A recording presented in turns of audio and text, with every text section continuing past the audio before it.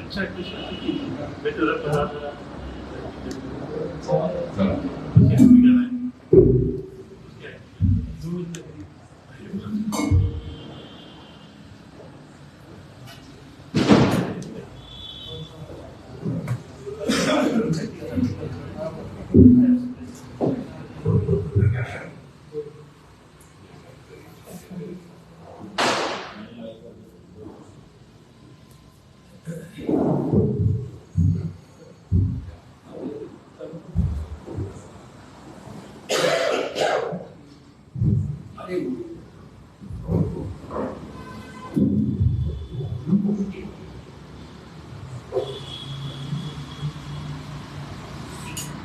सदा तेरी तीन लोक से न्यारी है गोवर्धन महाराज। सदा तेरी तीन लोक से न्यारी है गोवर्धन महाराज। सदा तेरी तीन लोक से न्यारी है गोवर्धन महाराज। सदा तेरी तीन लोक से न्यारी है गोवर्धन महाराज। गोवर्धन महाराज राज श्री गोवर्धन महाराज। गोवर्धन महाराज राज श्री गोवर्धन महाराज। गोवर्धन महाराज राज श्री गोवर्धन महाराज। गोवर्धन महाराज राज श्री गोवर्धन महाराज। सदा तेरी तीन लोक से न्यारी है गोवर्धन महाराज। सदा तेरी तीन लोक से न्यारी है गोवर्धन महाराज। मानसी गंगा को स्नान। मानसी गंगा को स्नान। धरोगिर चकलेश्वर को ध्यान। धरोगिर चकलेश्वर को ध्यान। दान घाटी पे नदी को दान। दान घाटी पे नदी को दान। करो परिक्रमा की तैयारी है गोवर्धन महाराज। करो परिक्रमा की तैयारी है गोवर्धन महाराज। सदा तेरी तीन लोक से न्यारी है गोवर्धन महाराज। सदा तेरी तीन लोक से न्यारी है गोवर्धन महाराज। गांव कुंड गोविंद। गांव कुंड गोविंद। सरोवर भरी रहे स्वच्छंद। सरोवर भरे रहे स्वच्छंद। तुझे को लौटा है मृदंग। तुझे को लौटा है मृदंग।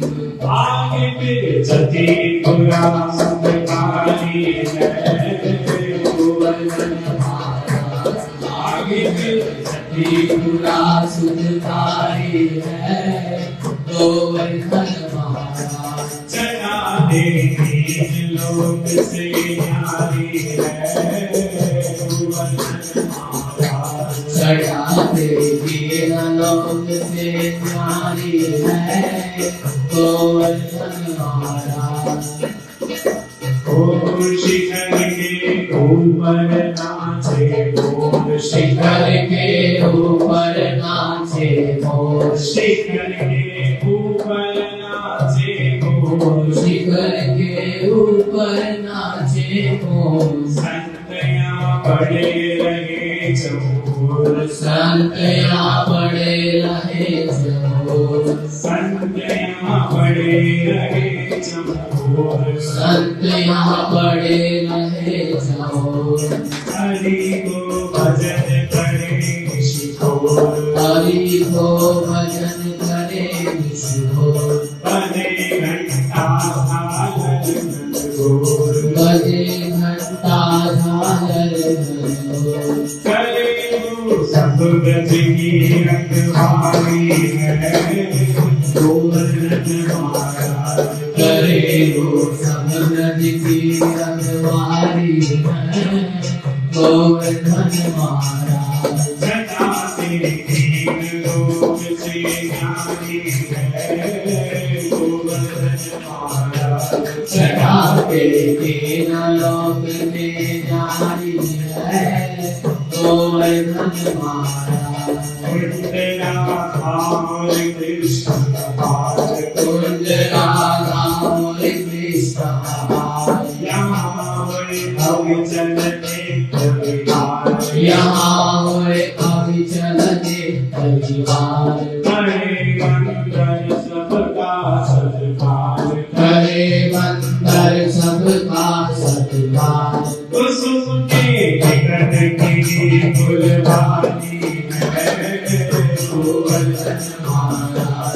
कुसुम के निकट की फुलवारी है गोवर्धन महाराज। सदा तेरी तीन लोक से न्यारी है गोवर्धन महाराज। सदा तेरी तीनों लोक से न्यारी है गोवर्धन महाराज। धन्य जो वास करेगी राज। धन्य जो वास करेगी राज। धन्य जो वास करेगी राज। धन्य जो वास करेगी राज।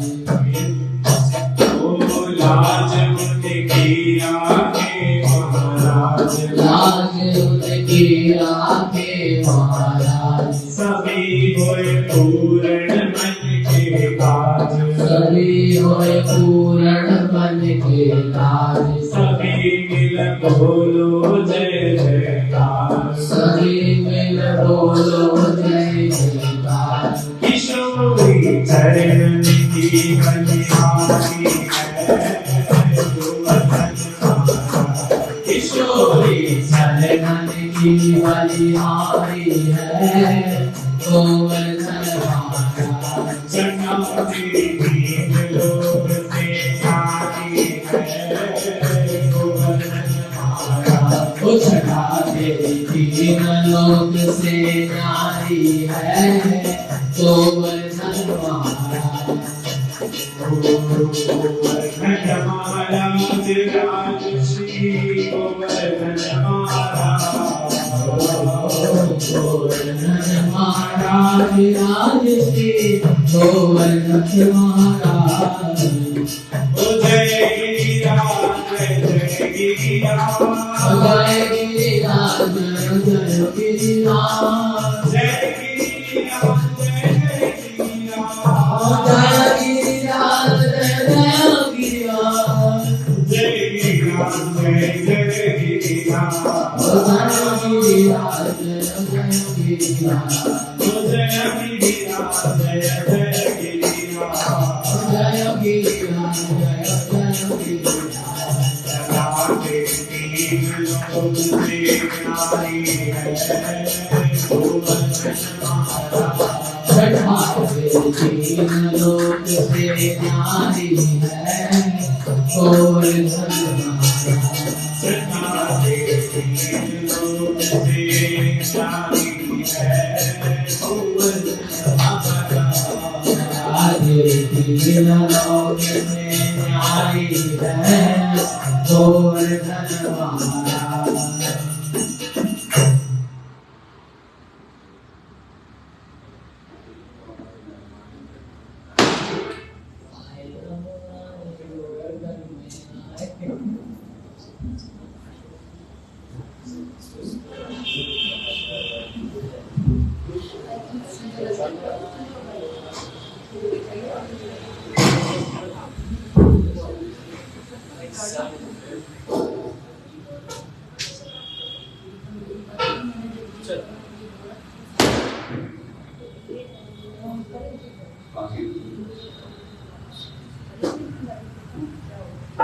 राधा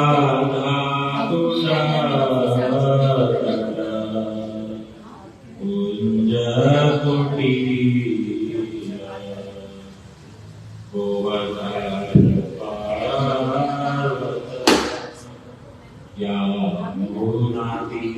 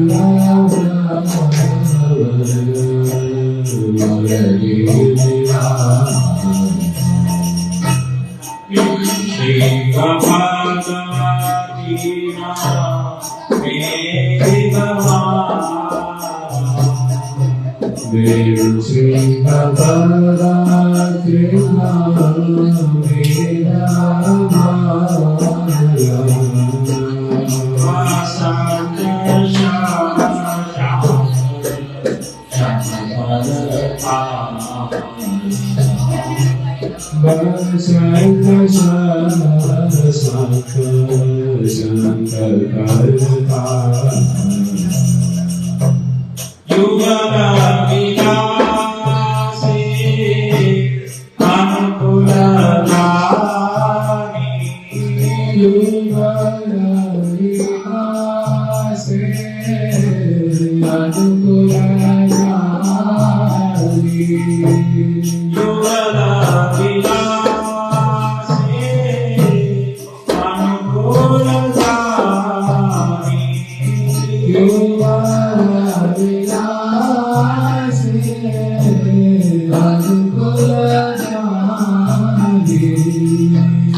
लीला विलास उदिता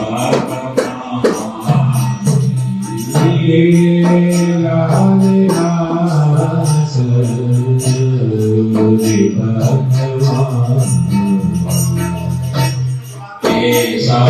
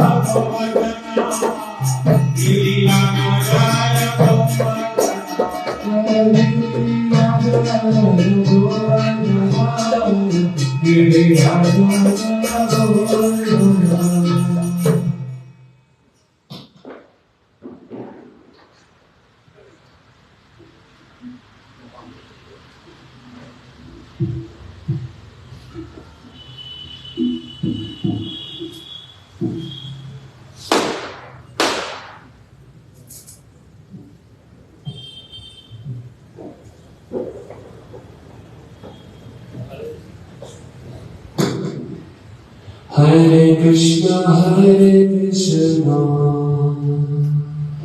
Krishna Krishna, Hare Hare, Hare Rama, Hare Rama, Rama Rama, Hare Hare, Hare Krishna, Krishna Krishna, Hare Hare, Hare Rama, Hare Rama, Rama Rama, Hare Hare, Hare Krishna, Krishna Krishna, Hare Hare, Hare Rama, Hare Rama, Rama Rama, Hare Hare, Hare Krishna,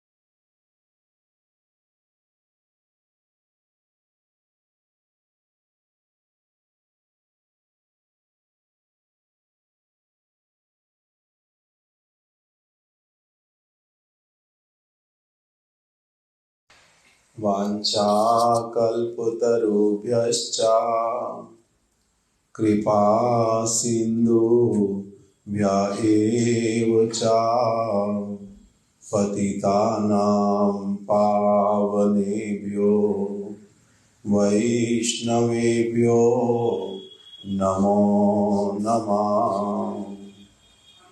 जय श्री रूप श्री सनातन भट्ट रघुनाथ, श्री जीव गोपाल भट्ट दास रघुनाथ। एछाई गोसाई करी चरणा वंदन, जहाँ हईते विघ्न नाश अभीष्ट पुराण। यम प्रव्रजन्तं मनुपेतमपेत कृत्यं, द्वैपायनो विरह कातर आजुहावा। पुत्रेति तन्मयतया सर्वोऽभिनेदु, त्वं सर्वभूतहृदयं मुनिमां नतोऽस्मि। नारायणं नमस्कृत्य नरं चैव नरोत्तमं, देवीं सरस्वतीं व्यासं ततो जयमुदीरये। नष्टप्रायेषु अभद्रेषु नित्यं भागवत सेवया, भगवती उत्तमा श्लोके भक्तिर्भवति नैष्टिकी। श्री कृष्ण चैतन्य प्रभु नित्यानंद, श्री अद्वैत गदाधर श्रीवासादि गौर भक्त वृंद। हरे कृष्णा कृष्णा कृष्णा हरे हरे, हरे राम राम राम हरे हरे। हम लोग श्री दामोदर लीला श्रीमद् भागवत से श्रवण कर रहे। श्रील सुखदेव गोस्वामी जी उन्होंने दामोदर लीला का वर्णन करते करते पुलकित होकर के, बड़े आनंदित होकर के कहना प्रारंभ किया कि माता यशोदा इनके द्वारा श्री कृष्ण का बंध जाना, माता ने उनका बंधन किया, यद्यपि पहले बंधन हुआ नहीं, और कृष्ण ने इच्छा की कि मैं बंधना नहीं चाहता, मैं तो सखाओं के साथ में खेलना चाहता हूँ और घर घर पर जाकर के माखन इत्यादि को ग्रहण करूँगा। माता ने इच्छा की है मेरे को बांधने की, किंतु मैं बंधना नहीं चाहता। उसी समय साथ ही साथ में क्या हुआ, भगवान की सत्य संकल्प शक्ति, उन्होंने आगे विभूता शक्ति को कह दिया कि आप प्रकटित हो जाओ और कृष्ण को, जो हमारे प्रभु हैं, जो बंधना नहीं चाहते, उनको आप बंधने नहीं देना। विभूता शक्ति आ गई और उसने कृष्ण को बंधने दिया नहीं।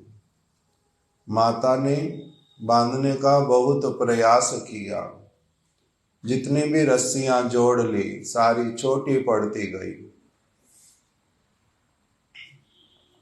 कृष्ण की कमर एक तिल के बराबर भी बड़ी नहीं हुई। जो रस्सियां माता यशोदा जोड़ती जा रही थी, वो जितनी भी बड़ी होती जा रही थी, दिखलाई तो देती हैं बड़ी, किंतु बांधने के समय में वो रस्सी छोटी नहीं हुई थी कोई अपने आप से। रस्सी भी बहुत बड़ी ही रह गई, किंतु तब भी 2 अंगुली कम पड़ जाती है। और हर बार ही जितनी भी रस्सियां इकट्ठी कर ली, 2 अंगुली ही कम पड़ी, 4 कम नहीं हुई कभी भी, 3 अंगुली कम भी नहीं हुई, 1 भी नहीं हुई, हर बार 2 अंगुली कम पड़ी। तो अब सारी गोपियां ब्रज की वो माता यशोदा के ऊपर हंसने लगी। सबको आश्चर्य भी हुआ कि ये आज बहुत अजब की घटना जो है वो घट रही है। सभी को ऐसा लगा। माता यशोदा को भी विस्मय हुआ कि ये हो क्या रहा है। सबने कहा, लाला तेरा जो है इसके भाग्य में विधाता ने बंधना लिखा नहीं है। यशोदा तू हट करना छोड़ दे, हट मत कर, इसको बांधना छोड़ दे। किंतु माता ने क्या कहा कि नहीं नहीं, आज प्रातः काल से लेकर के संध्या काल तक सारे गांव की रस्सियों को भले इकट्ठा करना पड़े, आज मैं ये तो जरूर देख करके रहूंगी कि इसके उदर का कितना परिमाण है, कितना बड़ा है इसका उदर।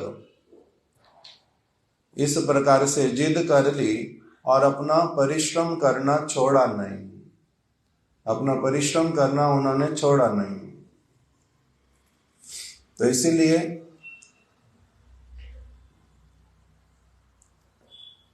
कृष्ण जिनका ना अंदर है ना बाहर है, जो सर्वव्यापक हैं, जो विभु वस्तु हैं, बहुत बड़ी वस्तु हैं, उनको कहाँ से बांधे कहाँ से नहीं बांधे, विभुता शक्ति ने बंधने नहीं दिया। छोटी सी रस्सी ये भगवान की सृष्टि में उनकी माया के द्वारा रचित बहुत छोटी सी वस्तु है। इसके द्वारा भगवान कैसे बंधेंगे, इसलिए बंधे ही नहीं। माता यशोदा किंतु परिश्रम करती रही, शरीर पसीने से लथपथ हो गया, श्वास फूल गया, इच्छा किंतु तब भी समाप्त हुई नहीं। ये मेरा पुत्र है, इसको तो मैं बांध करके रहूंगी। जब इस प्रकार का किया, माता ने बड़े स्नेह में उनका जो वैभव, जो विभुता शक्ति दिखला रही थी, देखने पर भी नहीं देखती, ऐसे वाला उनका प्रेम। इसी कारण से श्री कृष्ण जो है वो बंध गए। माता के परिश्रम को देख करके, उनकी अभिलाषा को देख करके कृष्ण का हृदय जो है वो माखन की भांति पिघल गया। कृपा हृदय में आ गई। कृपा शक्ति जो है वो सारी शक्तियों की चक्रवर्तिनी। भगवान में हजारों शक्तियां, उसमें कृपा शक्ति सबसे बड़ी। जब वो प्रकटित हो गई, उसने साथ ही साथ में विभुता शक्ति को कह दिया, सत्य संकल्पता को, कि आप जाओ यहाँ से, आपका अभी यहाँ पर कोई काम नहीं है, मैं यहीं पर रहूंगी। वही अचिंत्य शक्ति भगवान की कृपा शक्ति वही प्रकटित हो गई और कृष्ण जो है साथ साथ में बंध गए। इसीलिए इसी को बोल दिया, एक तरफ माता यशोदा की बांधने की इच्छा प्रबल होती जा रही थी, दूसरी तरफ से क्या हुआ, कृपा भी जो है वो प्रकाशित होना प्रारंभ हो गई थी। जब पूर्ण आकांक्षा हो गई, पूरी उधर से कृपा पूरी हो गई, तब क्या हुआ, 2 अंगुली और रहा नहीं, पूरा बंध गया। जब कृष्ण बंध गए, तब उसके बाद में शुकदेव गोस्वामी जो हैं वो कह रहे हैं कि ऐसे वाला जो सौभाग्य, उसी के लिए कहा,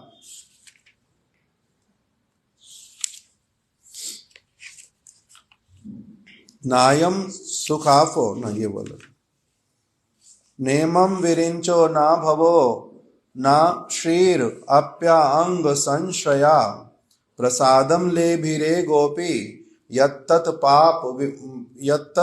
प्राप विमुक्ति दात। जो भगवान प्रेम को प्रदान करने वाले, प्रेम करता है कौन? भक्त। और उस प्रेम को स्वीकार कौन करते हैं? भगवान।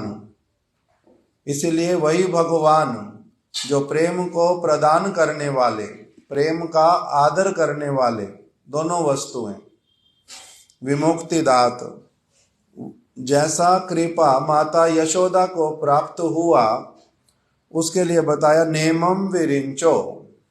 ना तो विरिंची को, ब्रह्मा जी को ऐसी कृपा कभी मिली, ना भवो और ना ही शंकर जी को, ना श्रीरप्य संश्रया और ना ही उन लक्ष्मी को जो नारायण के वक्ष स्थल पर स्थित रहती हैं। ऐसी भगवान की कृपा इनमें से किसी को नहीं मिली। 3 बार इस श्लोक में शुकदेव गोस्वामी ने ना शब्द व्यवहार किया।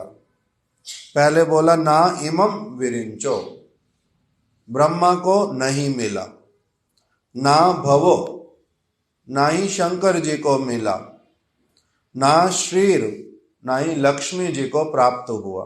3 बार ना ना ना। ऐसी कृपा ब्रह्मा को नहीं मिली, ऐसी कृपा शंकर को नहीं मिली, ऐसी कृपा लक्ष्मी को नहीं मिली। ब्रह्मा जी सृष्टिकर्ता, निमित्त सृष्टिकर्ता, इसलिए इस ब्रह्मांड में सबसे बड़े ब्रह्मा जी। उनसे बड़ा कौन है? शंकर जी। कह रहे ब्रह्मा जी को तो नहीं मिली ऐसी कृपा, शंकर जी को तो मिली होगी। तो कह रहे हैं ना भवो, जो ब्रह्मा जी से भी बहुत बड़े हैं शंकर जी, उनको भी नहीं मिली। फिर कहते हैं लक्ष्मी को तो प्राप्त हुई होगी, शंकर जी से तो लक्ष्मी बहुत बड़ी। तो कहते हैं ना श्रीर, लक्ष्मी उनसे बहुत बड़ी होएगी। ब्रह्मा जी से बहुत, ब्रह्मा जी जगत वासियों से बहुत बड़े, ब्रह्मा जी से बहुत बड़े शंकर जी, शंकर जी से बहुत बड़ी लक्ष्मी। किंतु ऐसा होने पर भी यशोदा जी के समक्ष इनके हृदय को जो प्रेम प्राप्त हुआ वो बहुत न्यून श्रेणी का, बहुत छोटा। तो इसलिए प्रसादम ले भी रे गोपी, ब्रह्मा जी और शिव जी अवतार भी कहलाते हैं। इसलिए बोलते हैं ब्रह्मा विष्णु महेश। ब्रह्मा विष्णु महेश तीनों को एक साथ में कहते हैं सृष्टिकर्ता, पालनकर्ता और संहारकर्ता। सृष्टिकर्ता हो सकते हैं, सृष्टिकर्ता होने पर भी ऐसा प्रेम नहीं मिलता, और पालन करने वाले हो सकते हैं, किंतु तब भी इस प्रकार का सौभाग्य जो माता यशोदा को मिला ये वाला नहीं मिलता। संहार करता हो सकते भव, किंतु इस प्रकार की कृपा वो उनको भी प्राप्त नहीं हुई। तो इसलिए बार बार बोल दिया। किस लिए? कह रहे हैं ब्रह्मा जी उन्होंने क्या किया था, वो ब्रज में आकर के प्रार्थना करते हैं। पहले तो भगवान की लीला को समझने में ही भूल हुई, लीला को ही नहीं समझ पाते। कृष्ण को देखा, चरणों में पादुका नहीं है, गैयाओं को बछड़ों को चराने गए हैं। ये कैसे भगवान हो सकते हैं? इनके चरणों में पादुका तक भी नहीं है। इन्होंने कोई विशेष जो आभूषण वो भी नहीं धारण किए हुए, वन के पुष्पों का ही, पत्तियों का ही श्रृंगार किया हुआ है। इन्होंने तो श्रृंगार के लिए भी इनके पास अधिक वस्तुएं नहीं है। फिर इनके पास में भोजन करने के लिए कोई पात्र भी नहीं है। हाथ में लेकर के भोजन को सखाओं के साथ बैठ करके अपना बातें करते करते खा रहे हैं, बात करते करते खाते नहीं, वेद में लिखा है। और ये भगवान होकर के सखाओं के साथ हंसते खेलते अपना इधर से उधर बात करते करते ये खा रहे हैं। और वो भी फिर क्या कर रहे हैं, उल्टे हाथ पर रख करके खा रहे हैं, उल्टे हाथ से खा रहे हैं। ये भगवान कैसे हो सकते हैं? ये तो साधारण बालक। ब्रह्मा जी भी देख करके भ्रमित हो गए।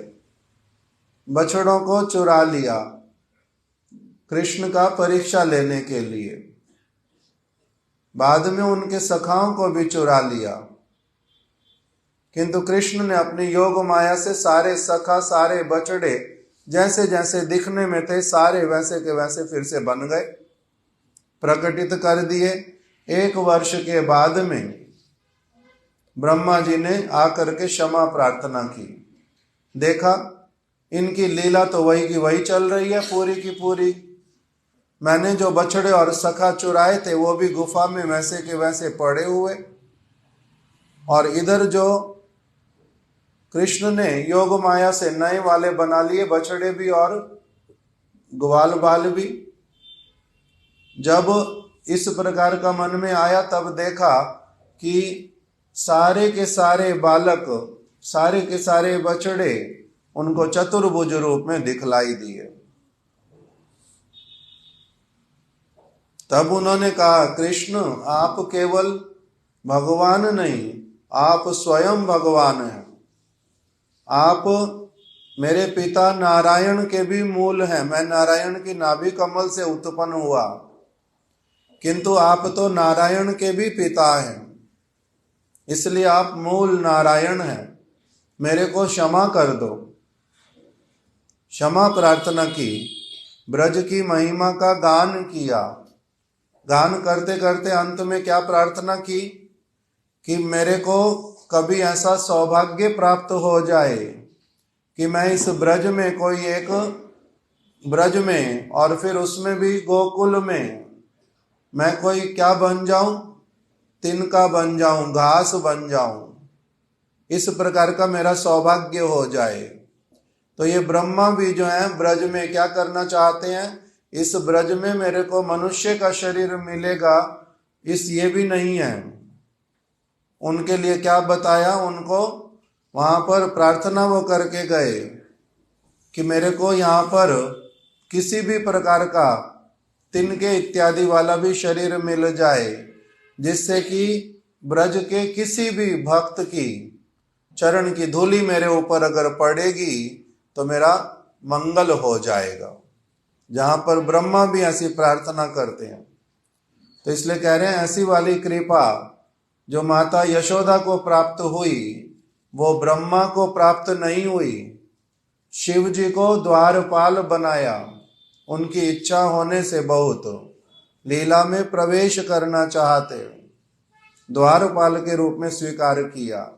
क्यों? क्योंकि उन्होंने क्या कर लिया था, पौर्णमासी देवी ने उनको उपदेश किया कि यदि आपकी ब्रज के भीतर में प्रवेश करने की कामना है, रास लीला इत्यादि यदि आप देखना चाहते हो, तब क्या करो, ये पास में ब्रह्म सरोवर, इसी में स्नान करो।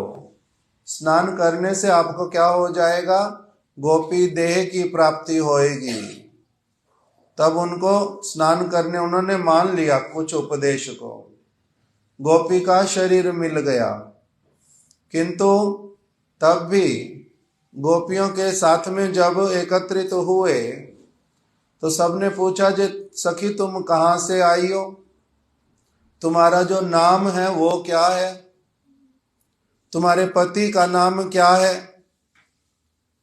थोड़े से यहाँ पर बैठ करके कंडे बना दो तो उपले गोबर लेकर के।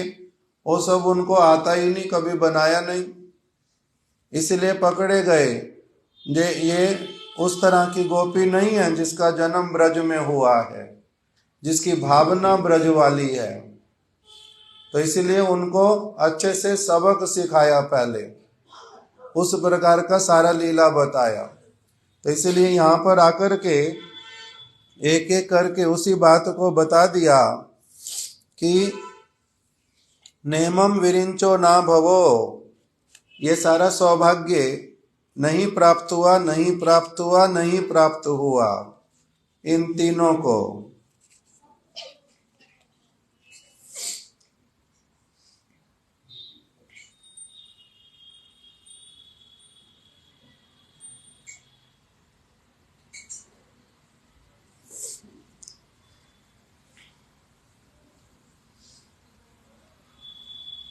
कह रहे हैं इसलिए ये कभी भी नहीं सोचना, ये सोचना अन्याय होगा कि ब्रह्मा जी ने आशीर्वाद दिया था इसलिए ये द्रोण और धरा, नंद और यशोदा बन करके आए थे। ये कदापि नहीं सोचना, ये अन्याय होगा। क्यों? क्योंकि ये साधन सिद्ध नहीं है। यशोदा मैया, नंद बाबा साधन करते करते इस संसार से वो फिर जाकर के कृष्ण की माता जी बन गए, ऐसा नहीं सोचना। वो कृष्ण की नित्य माता हैं, उनके हृदय में नित्य प्रेम विराजित है।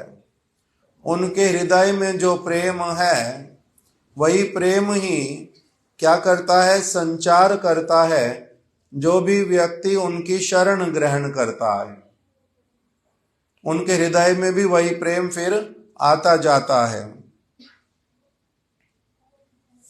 ब्रह्मा जी की कृपा से ऐसा नहीं होता। इसीलिए शुकदेव गोस्वामी ने परीक्षित महाराज जी को अच्छे से समझा दिया कि देखो, तुमने पहले जो प्रश्न किया था कि यशोदा ने ऐसा क्या मंगलमय कार्य किया था, या फिर नंद महाराज जी ने कौन सा मंगलमय कार्य किया था जिससे उनको सौभाग्य मिला कृष्ण के माता और पिता बनने का, ये वाला प्रश्न जो है अल्प मनन का प्रश्न, अर्थात तुमने अच्छी तरह से मनन करके मैच्योरिटी के साथ में प्रश्न नहीं किया था, बालक की भांति प्रश्न किया था। इसलिए मैंने भी केवल अंश अंश जो भगवान का, जो नंद और यशोदा के अंश के भी अंश द्रोण धरा की बात बोल दी थी, किंतु वास्तविक रूप में ये बात अच्छे से समझ लेना कि नंद और यशोदा कृष्ण के नित्य माता पिता हैं, और ऐसे वाला सौभाग्य किसी प्रकार की तपस्या इत्यादि से, किसी प्रकार के साधन से ऐसा सौभाग्य नहीं मिलता। ये नित्य सिद्ध है। फिर दूसरा श्लोक हम लोगों ने कल सुना था, नेमम विरिंचो न, ये वाला हो गया। उसके बाद दूसरा श्लोक सुना था, नायम सुखापो भगवान देही नाम गोपिका सुता ज्ञानी नाम चात्म भूता नाम यथा भक्ति मता मिहा। कि ये जो भगवान हैं, कौन से भगवान? श्री कृष्ण। श्री कृष्ण के लिए भागवत में स्थापित किया, कृष्णस्तु भगवान स्वयं। कृष्ण स्वयं भगवान है। राम, नरसिंह, वराह, वामन, बुद्ध, बलराम, कच्छप, मीन, कल्कि, जितने समस्त अवतार, परशुराम, ये सारे कहलाते हैं अवतार।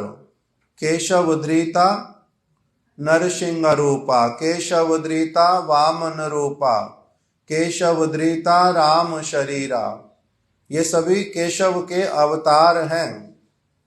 किंतु केशव कौन है? वो है अवतारी। इसलिए वेद व्यास जी ने बड़ा स्पष्ट करके बतलाया, बहुत स्पष्ट करके बतलाया कि यद्यपि मैंने कृष्ण का गिनती भगवान के अवतारों में पहले कर दिया, किंतु तब भी फिर से स्पष्ट करके बतलाता हूं कि कृष्ण एकमात्र स्वयं भगवान हैं, और बाकी जो सभी हैं वो उनके अवतार हैं। इसीलिए दो शब्द बतला दिए, अवतार और अवतारी। अवतारी मतलब स्वयं कृष्ण, अवतार मतलब उनमें से जितने अवतार निकलते। कितने अवतार निकलते हैं ये भी भागवत में बता दिया। असंख्य अवतार हैं कृष्ण के, 1 2 4 10 50 1000 ऐसा नहीं। हम लोगों को नाम कितने गिनवाएं और हम कितने नामों को स्मरण रख पाएं, कितना इतिहास बतलाएं, इसलिए कुछ कुछ नाम अवतारों के बतला देते हैं। नहीं तो भगवान के अवतार कैसे हैं? असंख्य अवतार। उन असंख्य अवतारों में से जो सबके मूल जो हैं वो है स्वयं भगवान श्री कृष्ण। और वो श्री कृष्ण जो है कहाँ पर वास करते हैं? श्री गोलोक वृंदावन में। उस गोलोक वृंदावन के 3 प्रकोष्ठ हैं। एक का नाम द्वारिका, दूसरे का नाम मथुरा और तीसरे का नाम वृंदावन, गोलोक वृंदावन। इसलिए इस जगत में भी जब श्री कृष्ण प्रकटित होते हैं उनकी 3 स्थानों पर लीला प्रकटित होती है। पहले 11 वर्ष तक, 11 वर्ष कुछ मास वो रहे ब्रज में, फिर चले गए मथुरा में, फिर वहां से चले गए द्वारिका में। जो कृष्ण ब्रज में रहते हैं उनका जो मन के भीतर में भावना रहता है वो क्या है कि मैं गोप हूं, मैं नंद गोप का, यशोदा माता का, गोपी का पुत्र हूं। गोप अभिमान है, हृदय में भावना है, मैं गोप हूं, क्षत्रिय हूं, मैं वैश्य हूं, मैं वैश्य हूं। गोपालन करना हमारा काम है। मैं यशोदा का पुत्र हूं, मैं वंशीधारी हूं, मैं मोर मुकुटधारी हूं, मैं गैयाओं और बछड़ों को चराने वाला हूं, मैं श्रीदाम सुबल का मित्र हूं, मैं गोपियों का प्रियतम हूं, मैं राधा कांत हूं। इस प्रकार का उनके भीतर में भावना रहता है। ये हैं ब्रज के कृष्ण, मूल अवतारी पुरुष। आगे फिर जब मथुरा में जाते हैं तब क्या भावना आ जाती है? मैं क्षत्रिय हूं, मैं देवकी और वसुदेव का पुत्र हूं, मैं अस्त्र शस्त्र धारण करने वाला हूं। वहां पर वंशी साथ में नहीं रहती, वहां पर मोर मुकुट साथ में नहीं रहता, वहां पर वैजयंती माला नहीं होती, वहां पर चंदन का और जो गैरिक धातुओं का श्रृंगार इत्यादि वो सब नहीं होता मथुरा में। द्वारिका में भी वैसा नहीं होता, वहां पर क्षत्रिय अभिमान हो, वहां पर मैं राजा हूं, मैं राजा का पुत्र हूं, उस प्रकार की भावना रहती है। तो इसलिए यहां पर बतला रहे हैं जो ब्रज वाले कृष्ण, उनको ऐश्वर्य वाली भावना से प्राप्त नहीं किया जा सकता। देवकी और वसुदेव के मन में क्या रहता है? कृष्ण के प्रति मिश्रित भावना रहती है, थोड़ा थोड़ा भावना रहता वात्सल्य वाला, माधुर्य वाला, और मिश्रित होती है उसमें भावना कौन सी कि ये भगवान है। इन्होंने हमारे सामने शंख चक्र गदा पद्म के रूप में अपना दर्शन कराया था। इन्होंने हमारे को पूर्व जन्मों की सारी बातें बतलाई थी। स्वेच्छा से ही ये हमारे कहने पर छोटे से बालक बन गए थे, पहले युवा अवस्था में प्रकटित हुए थे, इसलिए ये भगवान है। इसलिए कंस का वध होने के बाद जब श्री कृष्ण देवकी और वसुदेव का चरण स्पर्श करने के लिए आगे बढ़े, एकदम से ये पीछे हट गए कि नहीं नहीं नहीं, आप पर ब्रह्म, आप हमारे चरण कैसे छू सकते हैं, आप ऐसे कैसे इधर आ सकते हैं। चरण नहीं छूने दिए। किस लिए? क्योंकि उनका वात्सल्य जो है, शुद्ध वात्सल्य माता यशोदा नंद बाबा की भांति नहीं है। इसलिए जैसा सौभाग्य इनको प्राप्त हुआ माता यशोदा को, वो नहीं प्राप्त होता देवकी वसुदेव इत्यादि को भी। औरों का तो फिर कहना क्या। इसी बात को बोल रहे हैं, नायम सुखापो भगवान देही नाम गोपिका सुता। ये जो गोपी सुत, गोपी के पुत्र, जिनके भीतर में ये भावना है कि मैं गोपी का पुत्र हूं, मैं गोप हूं, मैं ब्रजवासी हूं, वृंदावन विहारी हूं, ये वाले जो गोपी का सुत, ये किसी भी व्यक्ति को ऐसे ही प्राप्त नहीं हो जाते। नायम सुखापो, ये नहीं मिलते। ना तो ऐसे व्यक्तियों को जिनमें देह अभिमान रहता है।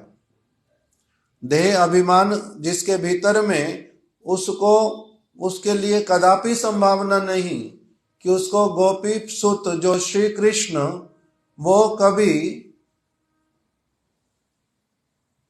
शब्द के रूप में भी उसको ठीक से हृदय में प्राप्त हो जाएंगे। शब्द के रूप में भी ठीक से प्राप्त होते नहीं, अनुभव में भी आते नहीं, स्वप्न में भी कभी दिखलाई देंगे नहीं, साक्षात रूप में मिलने की तो बात ही नहीं। ये गोपी का सुत, यशोदा के पुत्र देहाभिमानी को नहीं मिलते। देहाभिमानी किसको कहते हैं?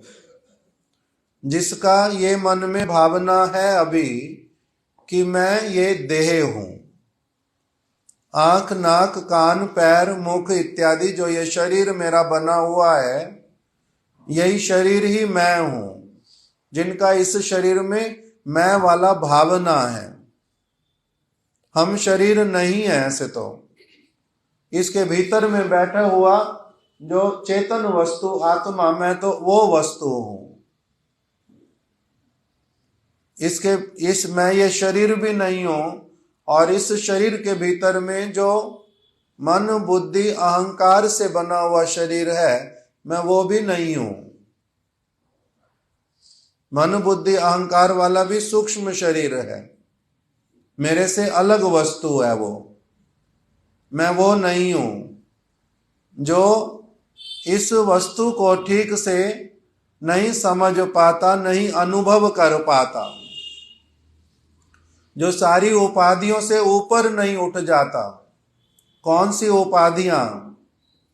मैं ब्राह्मण हूं, क्षत्रिय हूं, वैश्य हूं, शूद्र हूं, मैं ब्रह्मचारी हूं, गृहस्थ हूं, वानप्रस्थ हूं, सन्यासी हूं, मैं पुरुष हूं, मैं स्त्री हूं, मैं भारतीय हूं, मैं विदेशी हूं, मैं काला हूं, मैं गोरा हूं, मैं मोटा हूं, मैं पतला हूं, मैं धनी हूं, मैं निर्धन हूं, मैं विद्वान हूं, मैं मूर्ख हूं। ये सारी की सारी बातें जो है, ये केवल शरीर का धर्म है, जो इससे अलग हट करके नहीं देख पाता कि नहीं, मैं ये सारा कुछ नहीं हूं, ये केवल शरीर के नाम है, शरीर की उपाधियां हैं, मैं आत्मा इससे अलग हूं। आत्मा भगवान का विभिन्न अंश है, मैं चेतनमय वस्तु हूं। जो इसको अनुभव नहीं कर पाता, नहीं देख पाता, तो कह रहे हैं वो व्यक्ति किस प्रकार से देहाभिमानी, जिसके भीतर में ये अभिमान कि मैं ये देह हूं, वो उसको फिर जो गोपिका सुत श्री कृष्ण, वो कैसे प्राप्त हो सकते हैं?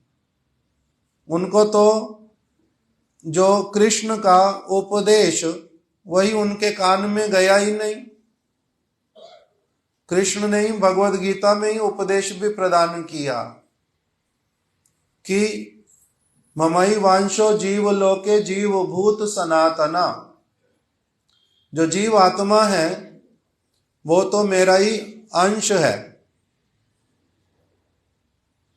ममई वंशो, मेरी शक्ति का अंश है, और ये सनातन वस्तु है, ये मरने वाली वस्तु नहीं है। इस प्रकार का उनका उपदेश, जो इस उपदेश को धारण ही नहीं कर पाया, उसको कहते हैं देहाभिमानी। तो कह रहे हैं ऐसे वाला व्यक्ति, वो उसके लिए गोपिका सुत जो श्री कृष्ण, वो सुलभ नहीं है, उसको नहीं प्राप्त होते।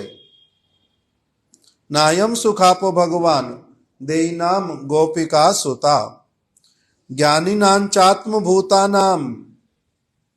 कह रहे हैं ज्ञानियों को, जो क्या है, देहात्मवादियों से बहुत अच्छी स्थिति में है, जिनकी देह में आसक्ति नहीं है, आत्मा को जो समझते हैं, ऐसे वाले जो व्यक्ति आत्मा को समझने पर भी यदि वो भक्ति पूर्वक सेवा नहीं करते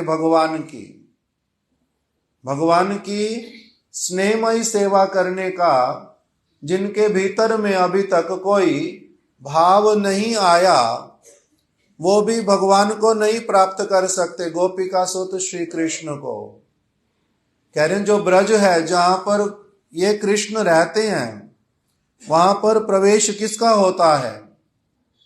केवल उसका जिसके भीतर में प्रबल स्नेह के द्वारा सेवा करने की भावना है। सेवक का वहां पर प्रवेश है, वहां पर अन्य किसी का प्रवेश होता ही नहीं, द्वार ही बंद रहता है उसके लिए, वो वहां नहीं जा सकता। सेवक के लिए वहां पर द्वार खुलता है।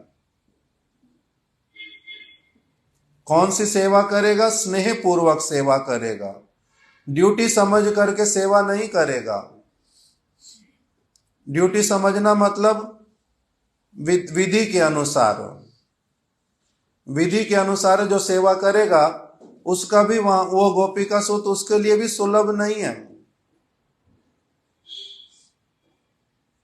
उसके अनुसार नहीं प्राप्त होते। प्रेम जिसके हृदय में आ जाता, प्रेम से प्राप्त होते हैं, वो प्रेम पूर्वक सेवा करने वाले को ऐसे नहीं प्राप्त होते।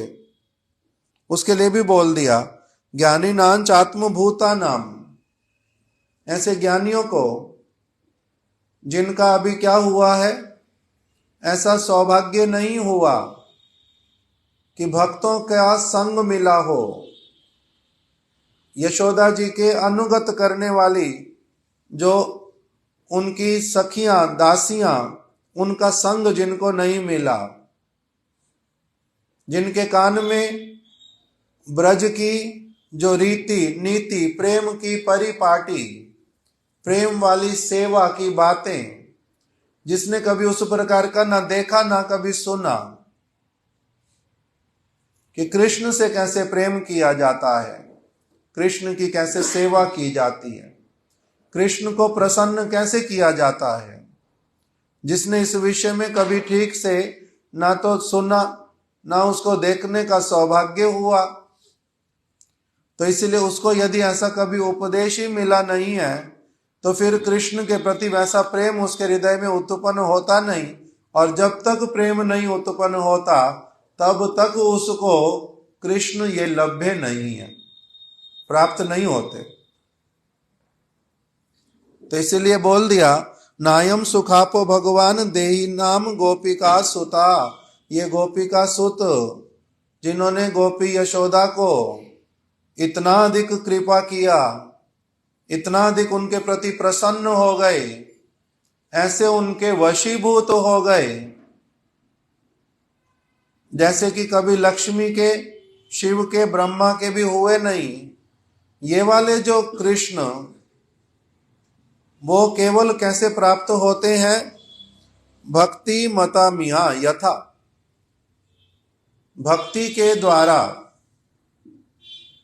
कौन सी भक्ति? प्रेममयी भक्ति, स्नेहमयी सेवा वाली भक्ति, उसके द्वारा ये गोपिका सूत प्राप्त होते हैं।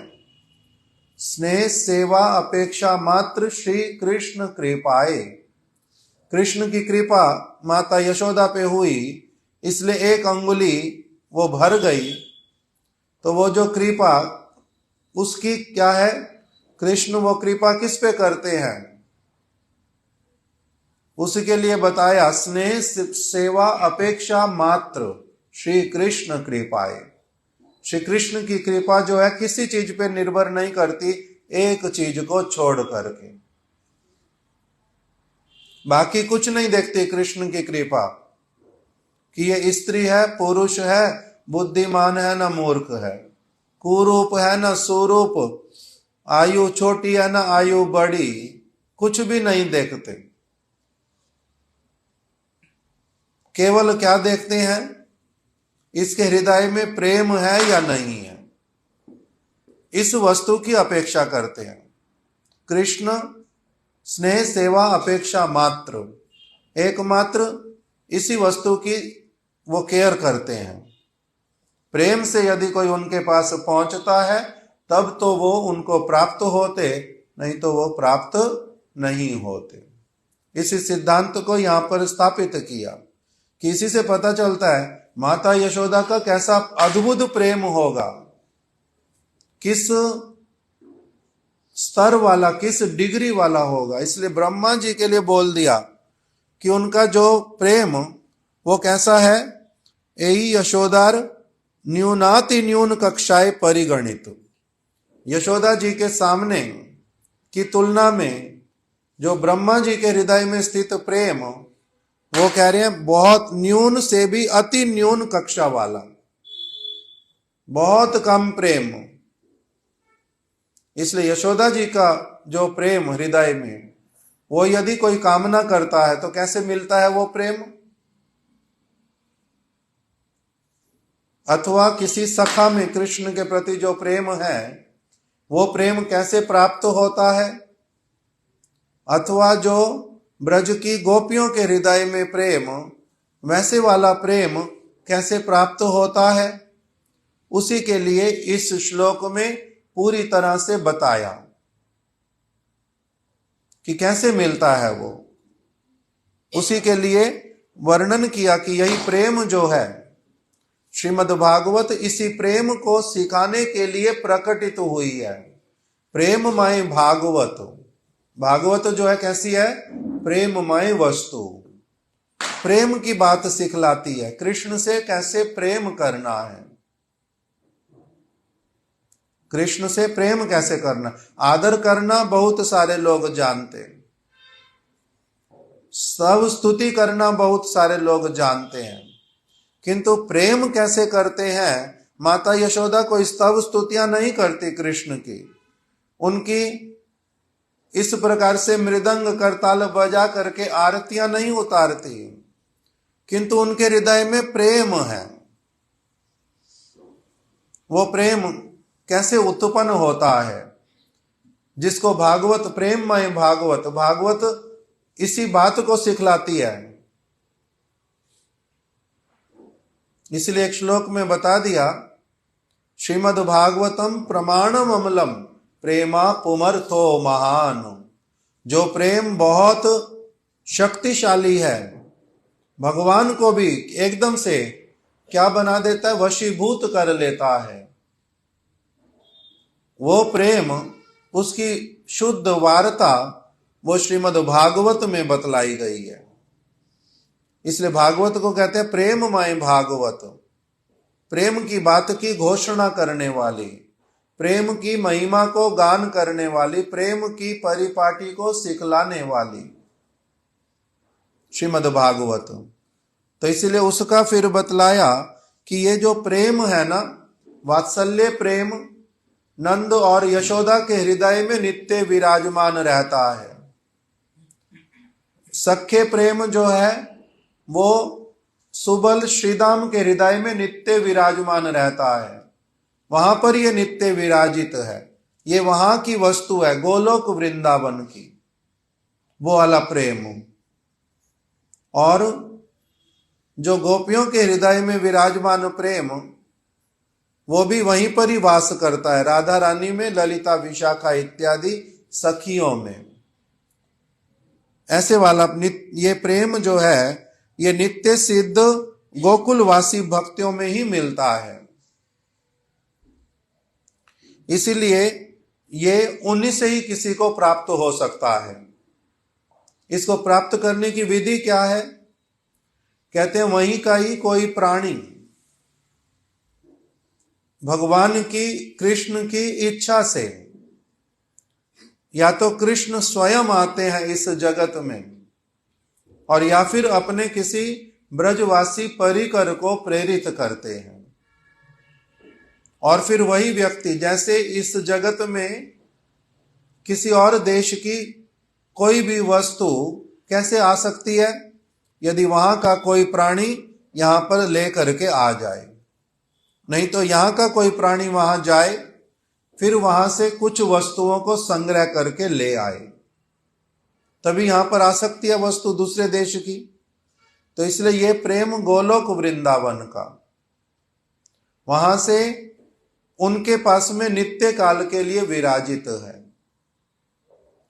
वो यहां पर कभी कभी भगवान अथवा उनके परिकर आ जाते हैं और उस प्रेम की जो एक छटा, एक सैंपल, वो यहाँ के प्राणियों को दिखलाते हैं। उनको उस प्रेम की, प्रेम रूपी संपत्ति कुछ कुछ प्रदान करते हैं, उसके लिए उनका लोभ उत्पन्न करवाते हैं, फिर कैसे वो मिलेगी वो सारी चीज सिखलाते हैं। इस ये प्रेम को प्राप्त करने का क्रम है। आदौ श्रद्धा, ततो साधु संग, भजन क्रिया, अनर्थ निवृत्ति, निष्ठा, रुचि, आसक्ति, भाव, प्रेम। ये एक क्रम है जिस तरह से प्राप्त हो सकता है वो प्रेम। सबसे पहले क्या आता है हृदय में? आदौ श्रद्धा। सबसे पहले उस वस्तु के प्रति श्रद्धा उत्पन्न होती है। फिर व्यक्ति क्या करता है? उस प्रकार के साधुओं का संग करता है, ब्रज रस को जो जानते हैं, ब्रज रस में जो निमग्न है, उनका संग होने से फिर ये क्या करने लगता है? भजन क्रिया। कैसी वाली भजन क्रिया करता है फिर? जो कृष्ण प्रेम को प्राप्त करवाने वाला भजन क्रिया, साधन इत्यादि, जिससे प्रेम उत्पन्न होता है कृष्ण के प्रति, वैसे वाली भजन की क्रिया प्रारंभ करवाते हैं। तब इसके अनर्थ निवृत्ति होती है। जो उस प्रेम को प्राप्त करने में बाधक वस्तुएं, वो इसकी छूटती जाती हैं। तब जाकर के फिर इसको निष्ठा की प्राप्ति होती है, फिर इसकी रुचि जागृत हो जाती है, फिर इसमें भगवान के प्रति, कृष्ण के प्रति और कृष्ण की सेवा की वस्तुओं के प्रति आसक्ति हो जाती है। फिर इसमें भाव उत्पन्न होता है। भाव उत्पन्न होने पर फिर क्या होता है? प्रेम। भाव जब आता है तब क्या करता है व्यक्ति? निष्ठा जब होती है तब क्या करता है? सब वस्तुओं के लक्षण है। जब भाव हृदय में आ जाता है उस समय ये भक्त जो है क्या करता है? उसके लिए बताया कि ये अपना एक मुहूर्त भी किसी और कार्य में नहीं लगाता। समय अपना, कौन सा श्लोक है? खांति अव्यर्थ कालत्वम,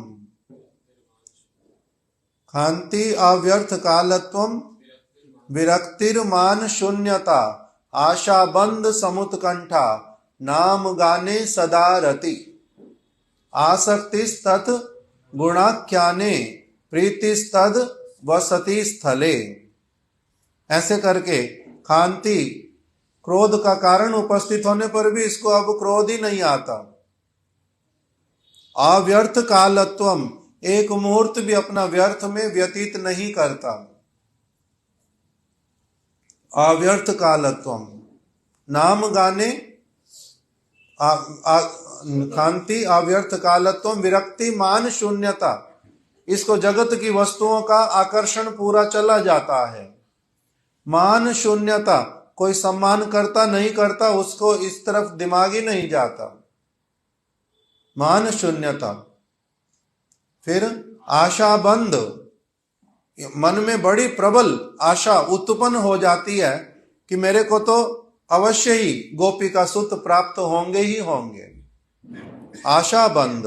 समुत्कंठा, एकदम से उत्कंठित होकर रहता है, बस अभी प्राप्त होंगे, अभी प्राप्त होंगे ही होंगे। आशा बंद समुत्कंठा।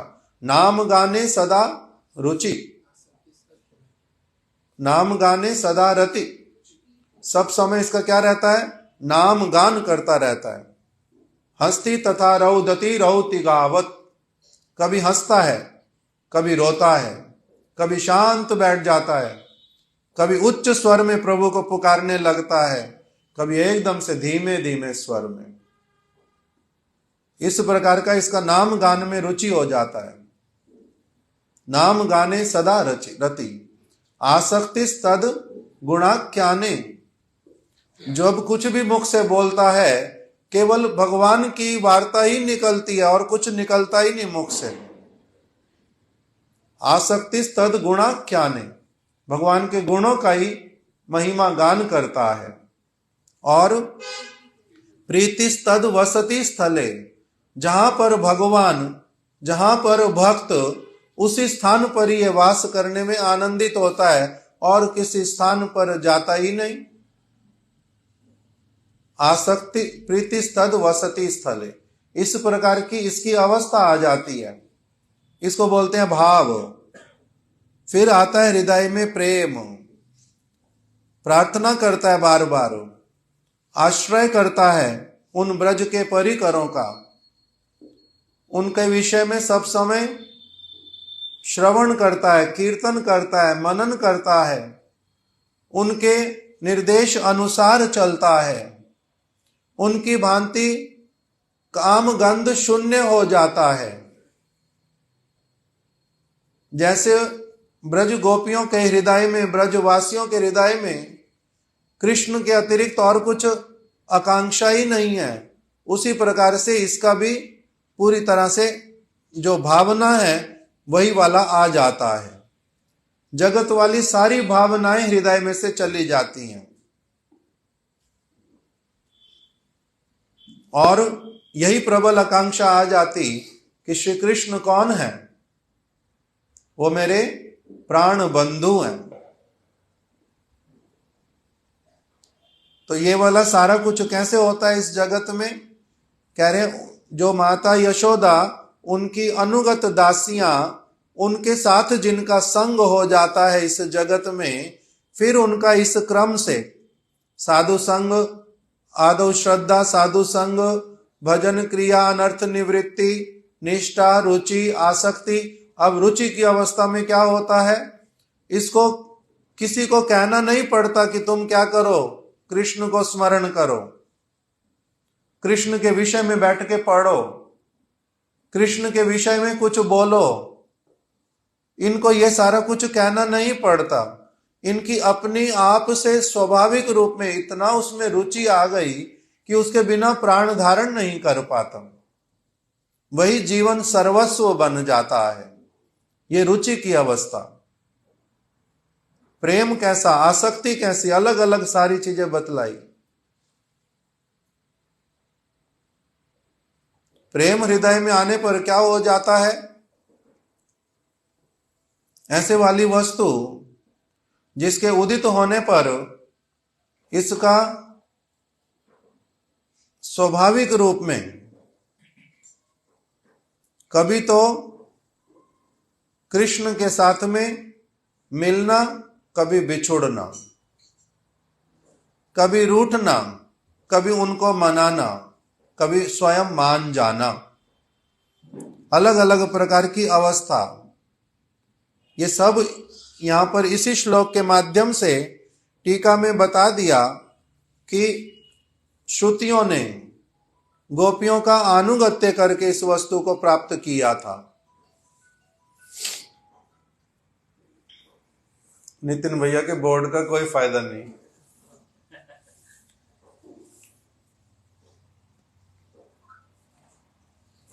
तो कह रहे हैं इसीलिए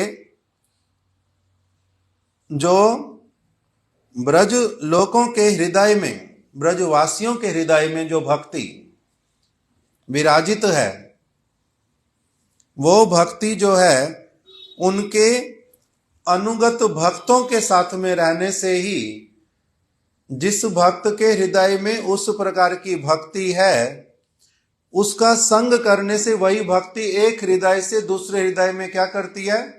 ट्रांसफर होती है, ट्रांसमिट होती है। यही इसकी पद्धति है। इसीलिए यहां पर बतला दिया कि जो व्यक्ति ब्रज भाव के अनुगत होकर, ब्रज भाव के अनुगत होकर, अर्थात जिनके हृदय में ब्रज भाव, उनके अनुगत होकर जब इस ब्रज भाव की उसके हृदय में पूर्ण रूप में उपलब्धि हो जाती है, तब उसको जो है ये वाले कृष्ण प्राप्त होते हैं, गोपिका सुत। नहीं तो नहीं प्राप्त होते। इसलिए यही जो पूरा विचार, इसी को श्री चैतन्य महाप्रभु ने, हमारे गोस्वामी वर्गों ने प्रकटित किया अपने ग्रंथों में। इसी विचार को इसी श्लोक से लेकर के कि गोपिका सुत जो श्री कृष्ण हैं, वो ना तो देहात्मवादी को प्राप्त होते हैं और ना ही जो ज्ञानी व्यक्ति हैं उनको प्राप्त होते हैं। ये कृष्ण केवल मात्र ब्रजवासियों का अनुगमन करने वाले जो भक्त, जिनके हृदय में वैसी भक्ति आ जाती है, केवल उन्हीं को प्राप्त होते हैं और किसी को ये गोपिका सुत नहीं प्राप्त होते। इस प्रकार का सारा व्याख्या जो है इसमें बतलाया। अर्थात करना क्या चाहिए? ब्रजवासी जो कृष्ण के परिकर, उनका अनुगमन करना चाहिए, उनका शिष्य बनना चाहिए, उनके अनुसार भजन साधन करना चाहिए। तब जाकर के फिर क्या होगा? कभी ये गोपिका सुत जो हैं, उनका सेवा, उनका संग, उनका कृपा ये प्राप्त करेंगे, तभी प्राप्त हो सकता है। इस प्रकार का वहां पर बतला दिया पूरा। और जिनको इस प्रकार के उपदेश की प्राप्ति नहीं होती, उनके भीतर में ये भावना फिर कभी आ नहीं सकती। पहले तो ऐसे वाले ये जो भक्त हैं ब्रजवासी, इनका नाम क्या बताया? रागात्मिक भक्त। इनके हृदय में, इनकी आत्मा में कृष्ण के प्रति जो प्रेम है वो कूट कूट करके भरा पड़ा है। हमारा कहां पर प्रेम है? संसार में, अपनी देह में, अपने सुखों में। और इनका सारा कुछ कहां पर है? कृष्ण की ओर। इसलिए इनकी आत्मा में ही कृष्ण के लिए सारा कुछ है, अपने लिए कुछ नहीं है। इसलिए इनका नाम है रागात्मिक भक्त। इन रागात्मिक भक्तों का जो शरण लेकर के भजन करता है, उसको बोलते हैं रागानुगा। अर्थात इनके हृदय में, ब्रजवासियों के हृदय में जो राग है, उस राग को सर्वश्रेष्ठ मान करके उसको प्राप्त करने के लिए उनका शिष्य बन करके जो व्यक्ति वैसी वाली वस्तु को प्राप्त करने के लिए साधना करता है, उसको कहते हैं रागानुगा। वही रागानुगा व्यक्ति जो है, उसको ये ब्रज की प्राप्ति होती है रागानुगा भक्ति से। विधि भक्ति से वैधि भक्ति ब्रज भाव पाइते नाही शक्ति। विधि के माध्यम से ब्रज भाव नहीं प्राप्त होता। ये इसका पद्धति बतलाया यहां पर कि कैसे वो प्राप्त होता है। भक्ति मता मिहा, ये भक्ति के द्वारा, ये जो ब्रज भाव की भक्ति, अनुगत्यमयी भक्ति, उस प्रकार की भक्ति से ये प्राप्त होते हैं श्री कृष्ण, और किसी उपाय से नहीं होते। इस प्रकार से यहां पर बतला दिया। आज यहीं तक रख देते, कल हम इससे आगे श्रवण करेंगे। श्रीमद् भागवत महापुराण की जय। श्रील सुखदेव गोस्वामी की जय। श्रील विश्वनाथ चक्रवर्ती ठाकुर की जय। आज दीपावली भी है ना, आज दीपावली। बहुत सारे भक्त लोगों ने कल दीपावली का पालन किया, किंतु हमारी पंजिका के अनुसार दीपावली आज, कल अन्नकूट महोत्सव। दीपावली का अर्थ अज्ञान से ज्ञान की ओर जाना, अंधकार से प्रकाश की ओर जाना, उसको कह दिया दीपावली। और दूसरी आज मानसी गंगा का प्राकट्य दिवस, दीपावली के दिन में ब्रज में मानसी गंगा आज के दिन प्रकटित हुई थी। कृष्ण सारे ब्रजवासियों ने उस मानसी गंगा में स्नान किया था आज के दिन में, मानसी गंगा का प्राकट्य दिवस। इस प्रकार से श्रवण करते हैं। कल अन्नकूट महोत्सव, उसमें भी तिथियां भी बड़ी सारी हैं। कल संध्या के समय में हम लोग कल ऐसे ही यहाँ पर अन्नकूट, ठाकुर जी का जो अन्नकूट महोत्सव, उसका विशेष रूप से पालन करेंगे। आप सभी लोग समय पर अगर आ जाएंगे तो बहुत अच्छा होगा। गिरिराज जी का विशेष उत्सव, उसको हम लोग कल पालन करेंगे। हरे कृष्ण।